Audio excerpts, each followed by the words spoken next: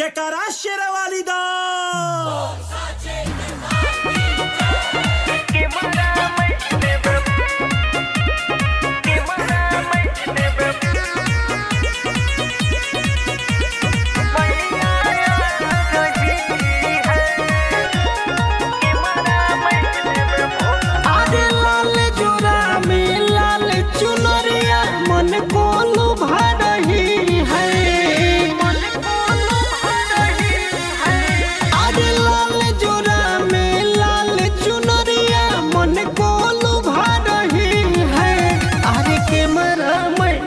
Focus करो मेरी मैया आ रही है।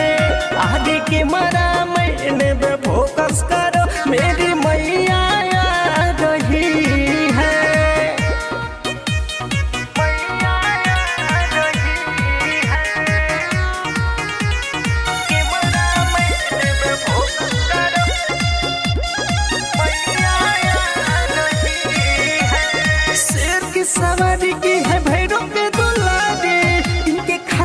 तो सजा है फुलवारी। मेरी मैया को रील बना दीजिए, सारा भक्तन को खबर जाना दीजिए।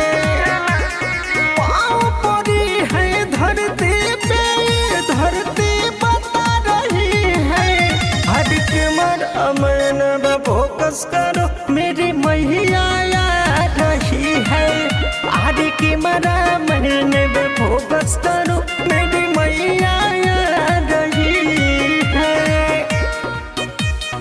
मैया आ रही है कि मरा मैंने फोकस करो मैया आ रही है। नौमी में 9 दिन के वीडियो बनाइए, कैमरा के उधर नहीं इधर घुमाइए। चलो डायमंड आसन सजाया प्यारा, आया दर्शन को लक्ष्मण राम लला। आज महादेव संग गौरा मैया सर को झुका रही है। हर के मारा मैंने फोकस करो मेरी मैया